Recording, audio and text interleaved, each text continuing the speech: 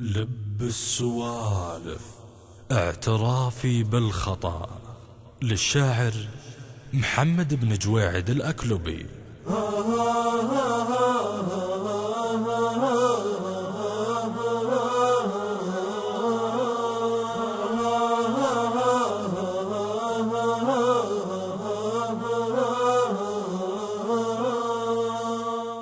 بين الضلوع العوج لجه واصطفاقه واحتدام،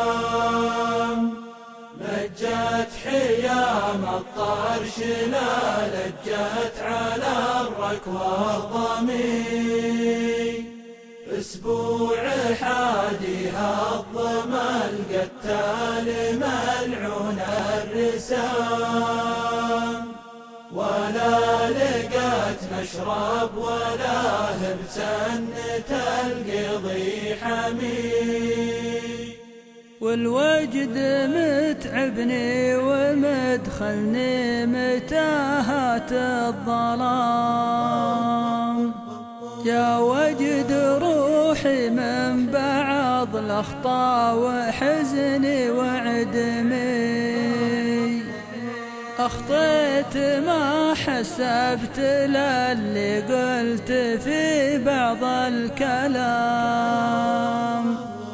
ساعة غضب فيها الزعل موجود ويفور دمي،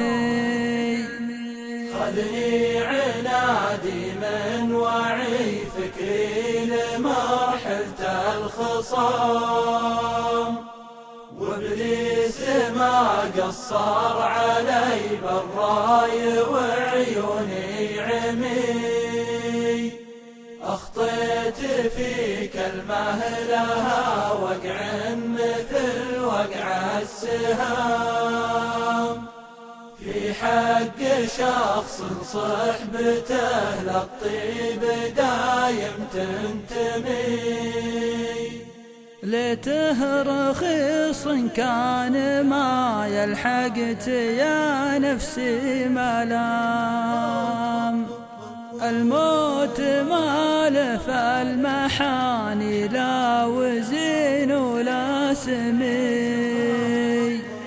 أبعتذر والعذر ماله لا قبول ولا مقام، وشلون أبرر غلطتي والعذر ما يملا فمي، وإن كان يبغى حق يبشر به وقدره ما يضام، أبرك مثل بركة جمل وعقل لساني وقدمي، وإذا سمح لي زلتي فالصفح من طبع الكرام، وانا اعترافي بالخطا من طيب ذاتي وشيمي، وما فيه كامل غير وجه الله ولا فيها كلام،